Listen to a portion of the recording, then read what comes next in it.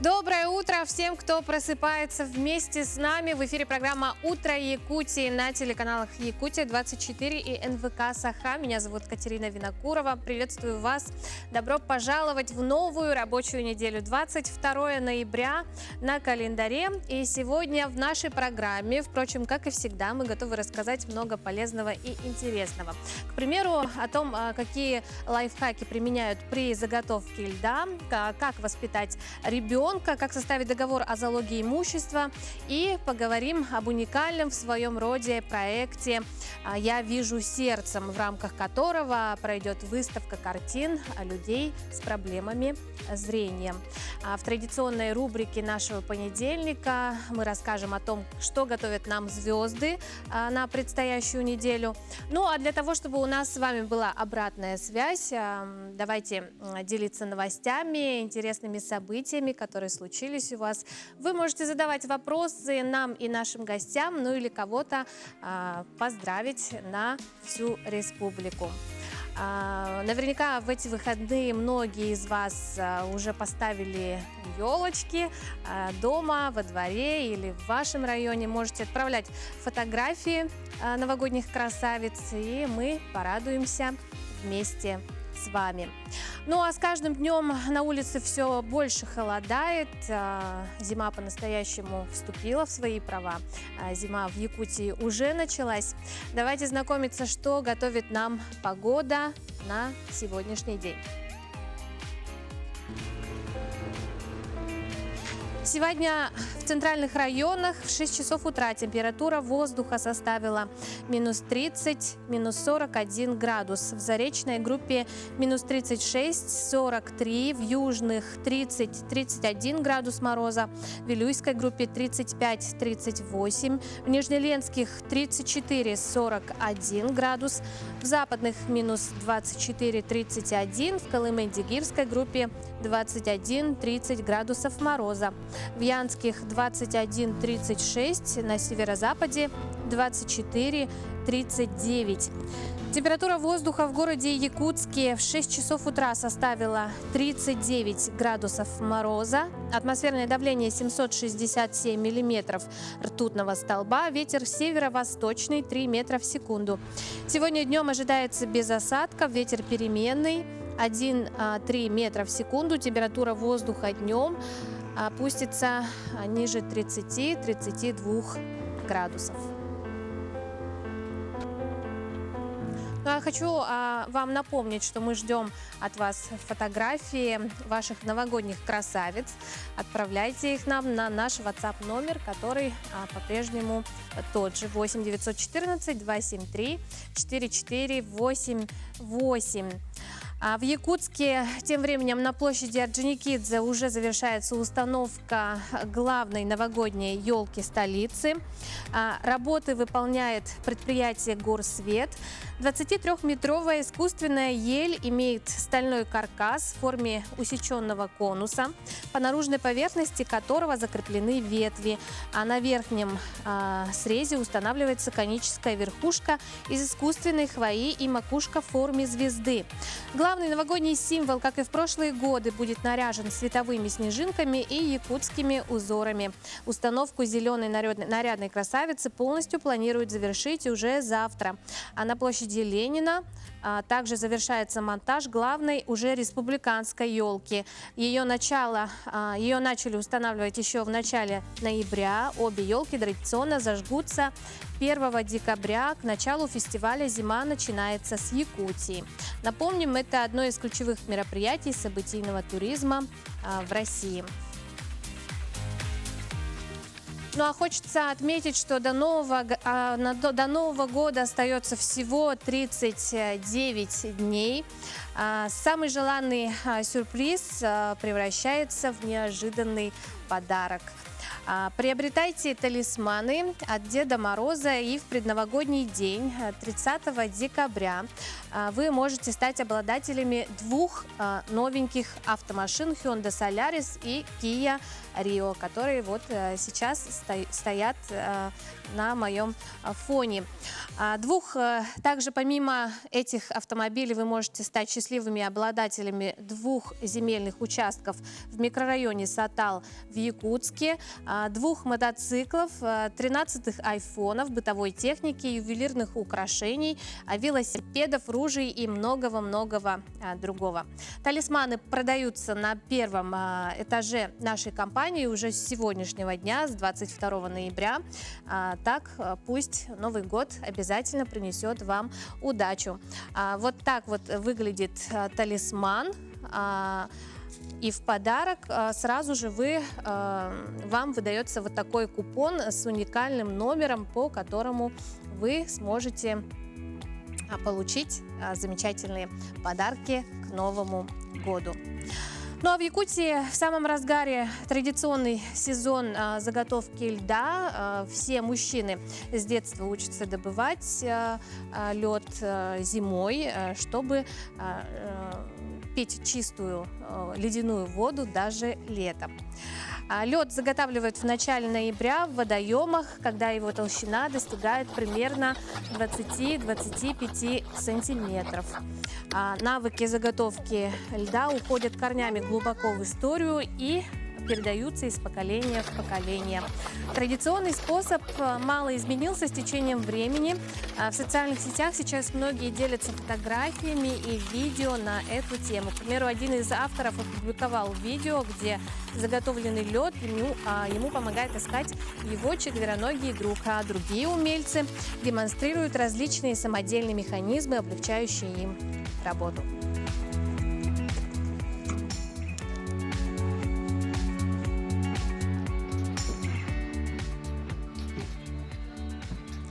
Ну а сегодня профессиональный праздник отмечают российские специалисты, работающие в сфере психологии. Сегодня у нас в гостях руководитель Международной школы развития эмоционального интеллекта «Дети» в Якутске, педагог-психолог высшей категории, почетный работник общего образования Российской Федерации, автор проекта «Кабинет семейного консультирования в школе семейный психолог» Лариса Слепцова. Лариса Дидимовна, доброе утро. Доброе утро. В первую очередь хотелось бы поздравить вас с профессиональным праздником. Сегодня отмечается День педагога-психолога. В нашей республике эта профессия появилась, если я не ошибаюсь, в 90-е годы. Вы, можно сказать, были первой ласточкой. Расскажите об особенностях этой профессии. Спасибо, Катерина, за поздравление. Да, действительно, ровно 30 лет назад появилась профессия педагога-психолога, школа города Якутска. И хочется с благодарностью отметить тех, кто стоял у истоков появления этой профессии и создания психологических служб в системе образования. Это министр народного образования Будимир Дмитриевич Слепцов, начальник управления образования Евгения Исаевна Михайлова. Нас отправляли учиться в Ленинградский государственный университет. Нелли Николаевна Винокурова, директор Института повышения кадров работников образования, и заведующая кафедрой психологии Нина Адриановна Расторгуева. И это мои учителя, которым я бесконечно благодарна, поскольку эта профессия очень удивительная. И сейчас большое количество людей интересуется психологией, обучаются, переобучаются. Да? И действительно особенность этой работы заключается в том, что наука психологии – это наука о душе. Да? И вот основатель гештальт-терапии Фредерик Перлс, он выделил 3 сферы возможного сознания. Да? Первая сфера – это внешняя реальность, это то, что нас окружает. Вторая сфера – это внутренняя реальность, это наши чувства, эмоции. И он выделяет еще 3-ю сферу – виртуальную реальность. Это сфера, которая состоит из мыслей, оценок прошлого и будущего. И считает, что современный человек большей частью находится именно в этой виртуальной сфере. И когда человек находится именно в этой сфере, он не может пребывать полноценно во внутренней сфере, а внутренняя сфера наша, она есть наша сущностная составляющая, душевная, да, то есть то, что мы чувствуем, ощущаем ежесекундно, ежеминутно. Осознаем ли мы это, да, насколько мы осознаем, от этого зависит наше проявление во внешней жизни. Если человек осознает свои эмоции, то он, естественно, может управлять своим состоянием и быть эффективным. И тогда психолог является, как бы, я бы сказала, гидом, экскурсоводом по этим сферам. Лариса Деревьевна, сегодня педагог-психолог также имеется в любом практически детском саду, да? Да. В чем различие воспитания мальчиков и девочек? Да, вот в самом начале было 28 психологов в школах города Якутска, а ныне уже около 100 в каждом учреждении есть психолог. И что касается воспитания мальчиков и девочек, естественно, мальчики и девочки отличаются, да, и в физическом плане, биологическом, и психологическом, поэтому, естественно, есть разница в воспитании, поскольку ну, и для мальчиков, и для девочек важна любовь. В первую очередь ребенку нужно чувствовать любовь родителей, безусловную любовь. В первую очередь. До 9 лет, да, то есть до 7 лет ребенок научается радоваться, получать удовольствие от того, что он доставляет радость маме, папе. Это вот те открытки, те работы, которые ребенок делает. И важно интересоваться этим, да, и радоваться, показывать то, что вы чувствуете от этого удовольствие, радость. А если этого не проявлять, не фиксировать, то и ребенок не будет чувствовать на себе интерес. То, что он делает, это не очень интересно, и родители заняты какими-то будничными заботами, проблемами, и тогда, естественно, пойдут и переживания. Поэтому я бы сказала, что для девочек, конечно, по большей части вот есть любовь, и любовь как забота, любовь как доверие. По большей части для девочек подходит любовь-забота, чтобы девочка, будущая мама, хранительница очага, научилась заботиться о себе, любить себя и проявлять эту любовь к своим детям, к своему мужу. Для мальчиков, которые направлены на социальную, на внешнюю реальность, это добытчики, скажем так, да, их нужно наделить смелостью, да, то есть характерами такими, да, настойчивостью, целеустремленностью. И в этом плане важно доверять с детства и помогать им преодолевать трудности, да, то есть создавать эти трудности и быть рядом. В былые времена рядом с мальчиками были наставники старшие, да, мужчины, которые обучали. А в племенах это были вот инициации даже проводили для того, чтобы юноша почувствовал вот именно переход одного этапа от детского к взрослому состоянию, да, чтобы он осознал, почувствовал эту ответственность, что он уже взрослый человек и может взять на себя ответственность за семейную жизнь, за воспитание. А мы можем привести примеры, какие ошибки чаще всего совершаются современными родителями? Чаще всего, я думаю, что не обращаются внимания на внутреннее состояние детей. Больше взрослых ориентируемся на внешний мир. Мы ставим какие-то цели, мы разрабатываем, что-то делаем, да, и при этом вот именно богатый внутренний мир, душа, да, остается вне поля зрения. И когда я задаю вопросы детям, от чего вы радуетесь, они говорят, от подарков, в Новый год, день рождения, да, это о чем говорит? Это говорит о том, что дети чувствуют радость, эмоциональную радость, родители зафиксировали, да, вот в эти дни особенную радость. И они это прочувствовали. Это ориентация на цели, на результаты. То есть ожидание от детей, получается, у родителей. Мало кто из детей говорит о том, что я радуюсь от того, что я бегаю под дождем, я радуюсь, когда я катаюсь на велосипеде, когда я плаваю. Так бывает редко. Также есть дети, которые говорят, я радуюсь, когда меня понимают. Это скорее в подростковом возрасте бывает, да? Поэтому важно вот обратить внимание родителям на то, что ребенок чувствует, спросить его, как ты, посмотреть, понаблюдать, как себя чувствуешь. Я вижу, что ты расстроен, могу я тебе помочь, мы можем поговорить об этом. Но мы знаем, что у вас начинается декада. Расскажите об этих мероприятиях. Да, я хочу с радостью рассказать о том, что ежегодно у нас проводится республиканский декадник. И в этом году это 5-й республиканский декадник практической психологии. И все практикующие психологи, психотерапевты будут проводить мастер-классы для всех интересующихся психологией. Приходите, тренинги будут, консультации будут, да, вы ознакомитесь с интересными направлениями, откройте для себя новое что-то. Лариса Дидимовна, спасибо вам огромное. Знаем, что тема очень серьезная, широкая, и надеемся, что мы не раз ее будем поднимать в нашей программе. Ну а те, кто хочет более подробно проконсультироваться, конечно, предлагаем принять участие в мероприятиях. Спасибо, отличного вам дня. Спасибо. Ну а далее наш эфир продолжит информационный блок. Оставайтесь с нами.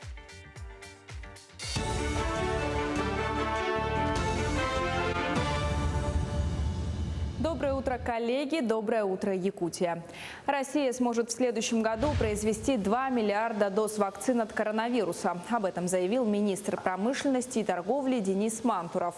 Как он отметил, вакцин хватит, даже если все до сих пор непривитые граждане разом пойдут за уколом.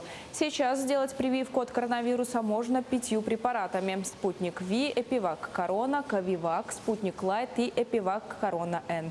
Всего же, по словам Мантурова, в оборот введено более 100 миллионов вакцин. До конца года будет произведено всего 300 миллионов доз. С 1 января следующего года в России вступят в силу новые правила выплаты пенсий и контроля за их начислением, утвержденные Министерством труда и социальной защиты. Теперь выплачивать и доставлять пенсию на территории, где введен режим ЧС, независимо от его характера, смогут раньше. При этом гражданин должен написать заявление об этом и передать его в пенсионный фонд. Кроме того, у пожилых россиян появится возможность вносить уточнения в заявление о доставке пенсии. Одним из ключевых пунктов новых правил станет освобождение от удержания из пенсий пожилых людей, признанных банкротами. А пенсию умершего могут получить его наследники. Объем субсидий на внутриулусные и межулусные авиаперевозки планируют увеличить с 52 до 150 миллионов рублей в следующем году. Комиссия депутатов Илтумена поддержала поправку правительства республики об увеличении финансирования. По словам министра транспорта и дорожного хозяйства Владимира Сивцева, в настоящее время разрабатывается новый механизм субсидирования авиаперевозок при приобретении авиабилетов. Программа охватывает 189 населенных пунктов республики, в том числе 161 маршрут внутри улусов и 28 между районами. Отмечается, что на стоимость пассажирского билета влияют себестоимость рейса по заданному маршруту и плановая пассажирская загрузка воздушного судна. В Доме культуры «Ритм» села Маган состоялось открытие интерактивного свободного пространства «Кворум». Оборудованные помещения предназначены для коллективной творческой работы, мастер-классов, курсов и различных тематических мероприятий как среди детей, так и взрослого населения. Проект был реализован в рамках программы «Креативная перезагрузка» окружного центра народного творчества. Согласно ей, до 2032 года будут оборудованы еще 16 креативных пространств в домах культуры городского округа город Якутск. Мама вот приводит ребенка сюда, ребенок хочет здесь чем-то позаниматься. И мама, она же сама не будет сидеть там за дверью и ждать. Мы ее тоже привлекаем, чтобы и мама тоже здесь нашла себе занятие по душе. В итоге получается, мама занимается или сама, или с ребенком. Когда здесь были только зеленые стены, ничего не давало, никаких фантазий, дети сидят нудные, ничего не делают. Вот поэтому, когда вот дети начинают уже ходить сюда, заходят, сидят, смотрят, фантазии набираются и уже приступают к новым работам. Якутянин Станислав Свинобоев одержал победу на международном турнире по вольной борьбе. Он выступил в составе сборной России. Спортсмена и его тренера поздравил глава Якутии Айсен Николаев. Турнир прошел в Струмице, Северной Македонии.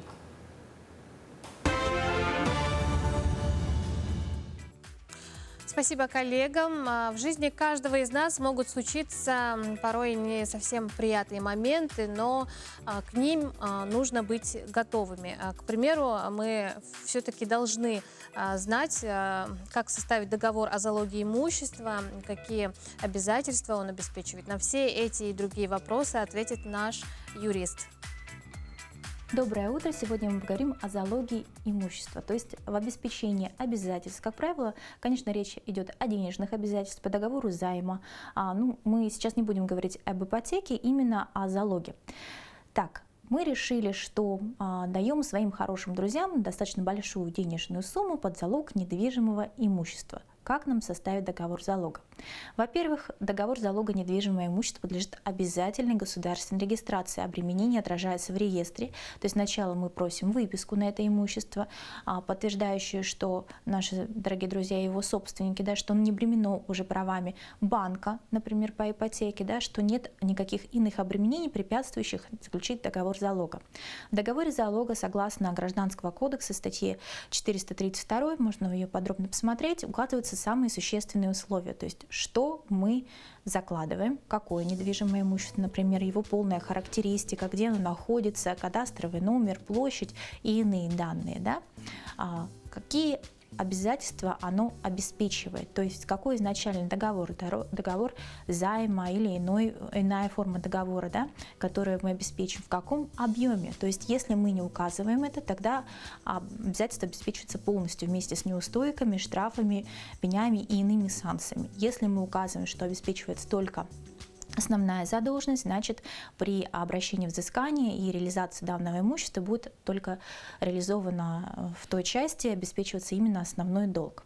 Поэтому это нужно внимательно смотреть. Также стороны могут установить, что они договорились о стоимости данного залога, то есть сколько он, по их мнению, стоит и за какую стоимость должен реализовываться. Также это возможно отразить, желательно реальную стоимость указывать, то есть обратиться к оценщику и объект залога оценить, чтобы знать, какую покрывает обязательства, во-первых, по займу, во-вторых, на какую стоимость реализации первоначально может залогодатель, залогодержатель рассчитывать, да? Это что касается движимого имущества. Что касается недвижимого имущества, правила, в общем-то, те же.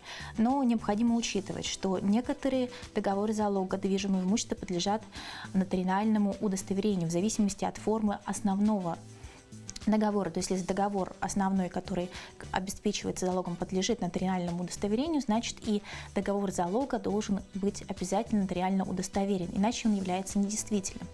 И самое главное, если мы хотим, чтобы мы могли заявлять при, например, банкротстве, при взыскании о том, что именно нам причитается данный залог, именно наши обязательства гарантируют исполнение должником этот залог, мы должны внести его в реестр. В реестр вносится путем уведомления. То есть и залогодержатель, и залогодатель могут уведомить нотариуса о том, что данное имущество заложено. А реализация залога проходит по порядку уведомления, то есть если вы первым уведомили, но кто-то еще претендует на этот залог, но он не уведомил или уведомил после вас, сначала удовлетворяются ваши требования, да, то есть у вас приоритетное уведомление.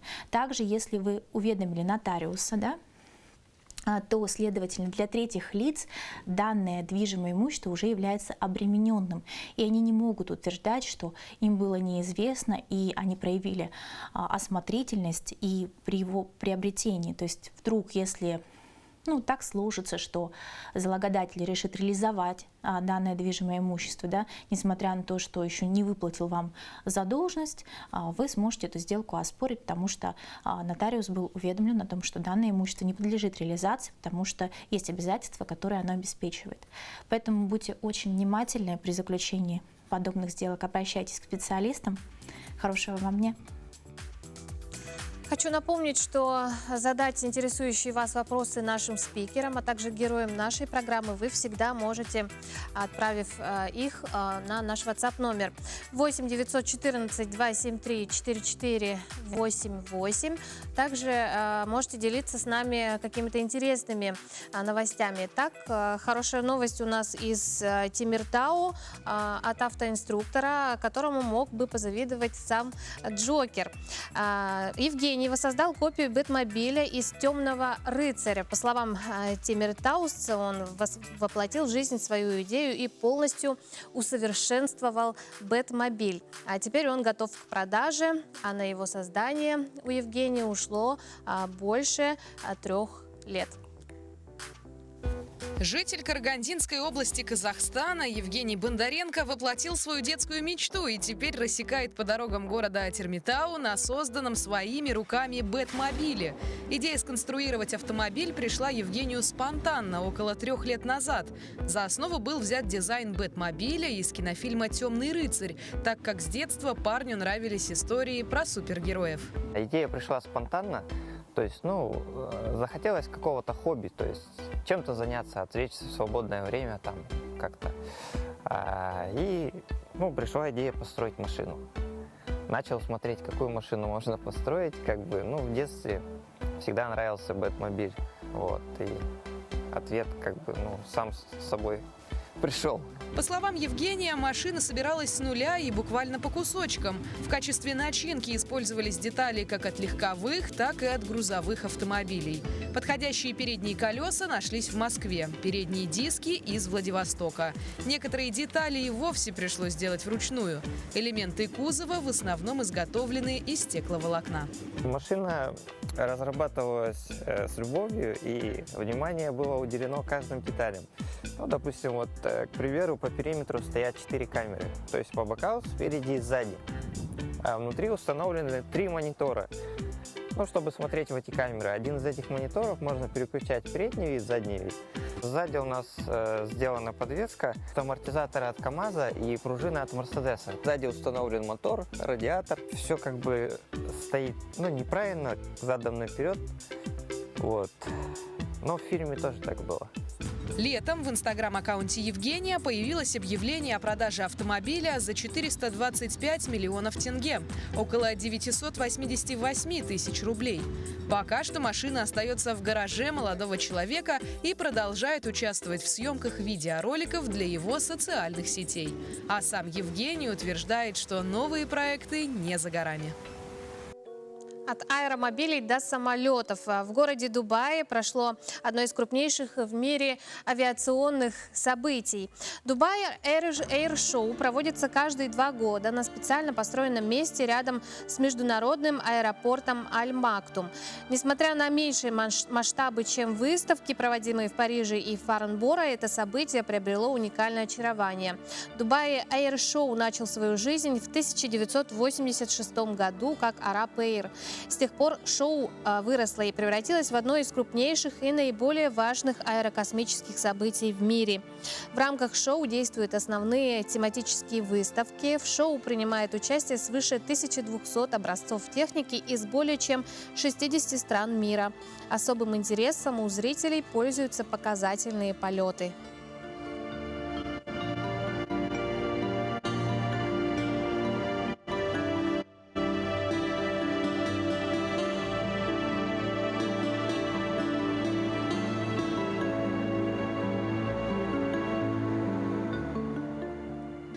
А новую модификацию своей аэролодки готовит ленский изобретатель Юрий Ильин. Его Индигирка 500 уже прошла ряд испытаний, как летних, так и зимних. А впереди новый тест-драйв. Планами на будущее поделился с нашей коллегой Анной Кожевниковой.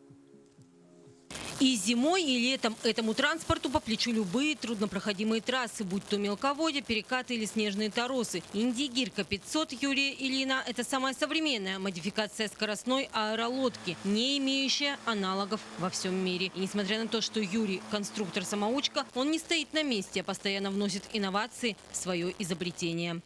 Наши лодки прошли летние испытания, по нашим речкам прошли более 5000 километров.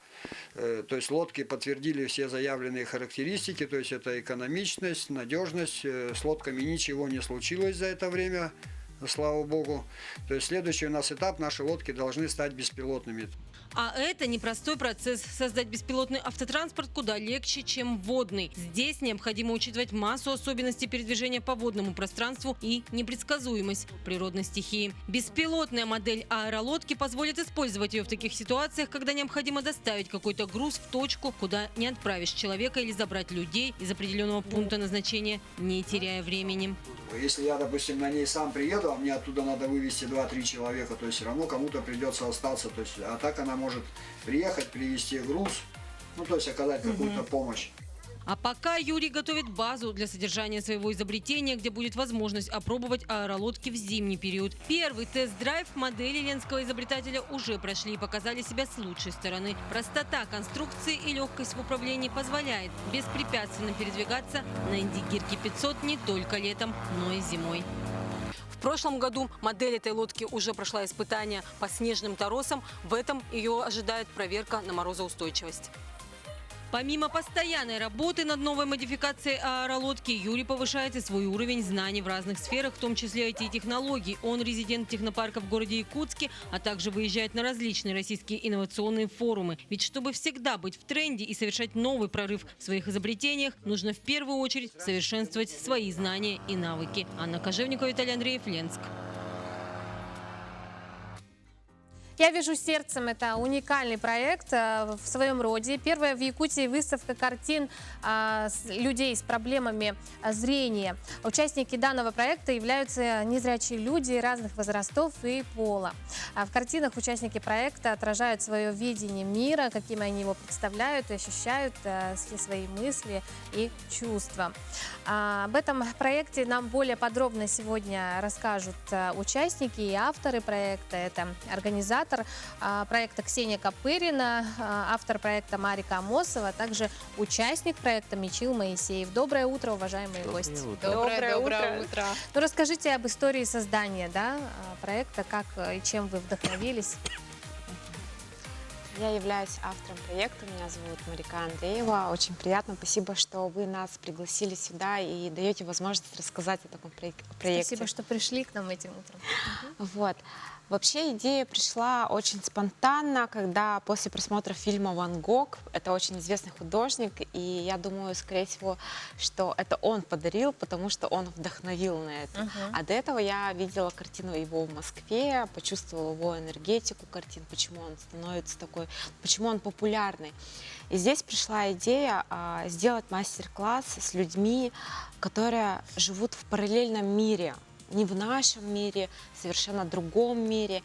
И когда я начала эту идею уже крутить, разбирать в своей голове, пришла вторая идея, это надо сделать мастер-класс с людьми незрячими, потому что они вместе с нами живут, но в другом мире. В мире, где нет визуалов, где нет теней, где нет света, где нет цветов. И я сразу обратилась в библиотеку для слепых, республиканская, и они очень сильно поддержали, начали поиски участников. Мичил у нас 5-й участник, у него картина под названием «Мечта», вот, и он расскажет уже потом. Обязательно. Да, и все так закрутилось, завертелось в 2019 году, потом это приостановилось, и сейчас мы наконец-таки спустя 2 года завершаем, у нас 5 картин в проекте, и делается первая выставка слепых, где они написали маслом, ну, с помощью, конечно, моих рук, моих глаз. Мы сделали специально тактильный элемент такой из пластилина, где они могли композиционно рисовать, а я уже переносила на холст. И выставка первая, 5 картин из мира незрячих представлена будет 24, 25 и 26 ноября. Где? В Центре культуры и искусства, современного искусства имени Гагарина. Вот. Так, всего 5 картин получается, 5 участников. Да? Да. И Ксения сразу поддержала идею. Да, Всем доброе утро. Меня зовут Ксения Копырина. Я являюсь организатором проекта «Я вижу сердцем». Ну, мы с Марикой давно вместе дружим. И, конечно, я всю историю зарождения видела, чувствовала, знала, соучаствовала. И когда к нам пришла эта идея не просто выставку картин, этих уникальных картин сделать, но и такую вот подготовительное мероприятие провести в виде концерта, чтобы обычные люди могли под другим ракурсом, под другим взором посмотреть на это все.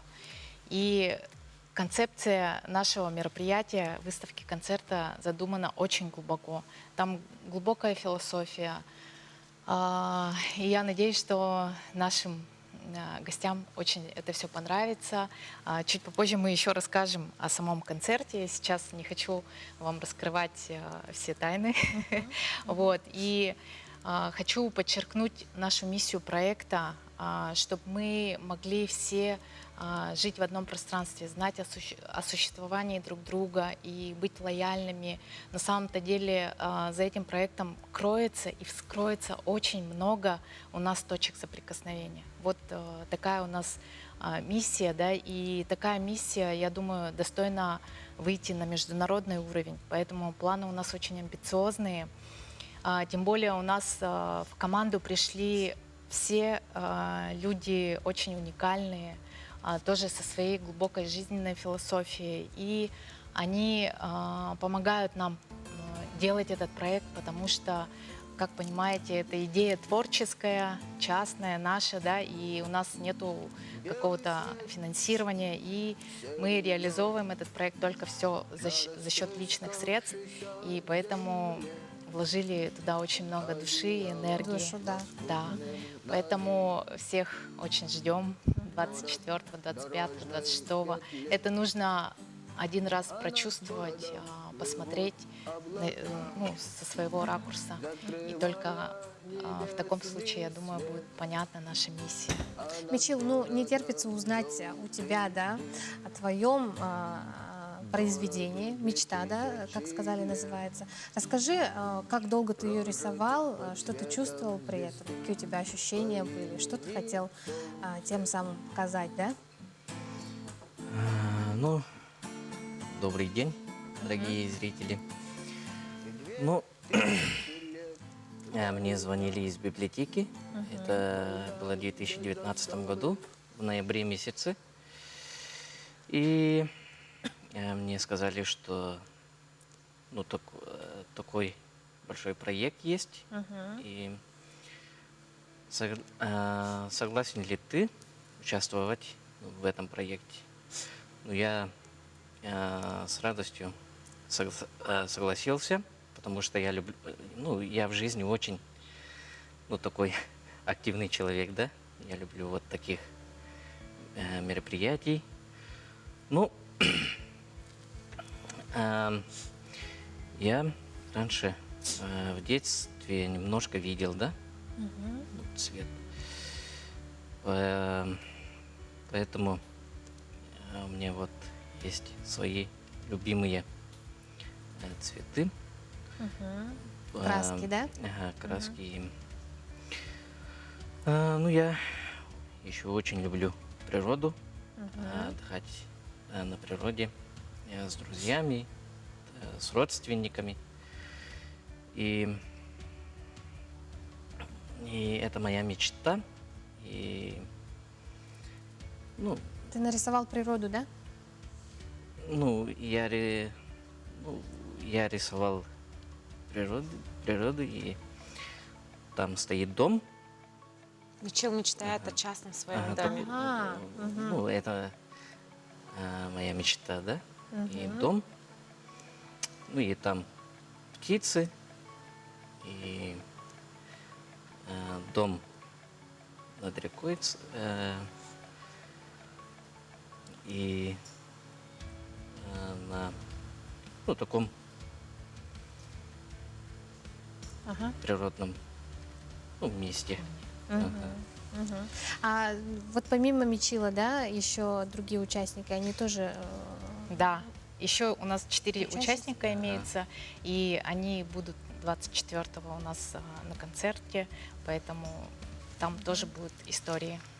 Но выставка будет сопровождаться концертом, я все правильно поняла, да? Получается, вначале идет выставка, то есть концерт, презентация выставки, а потом уже сама выставка, где мы представим, наконец-таки, всем наши картины. Концерт необычный, он будет в полной, абсолютной темноте. То есть будет концерт для того, чтобы у человека отключил мозг и погрузился в себя, в свои мысли, чтобы вот этот вот весь визуальный шум, он пропал. Вот и в эту тогда атмосферу, и ты тогда заходишь внутрь себя и задаешь вопросы. Твое подсознание какие-то дает различные картинки в голове.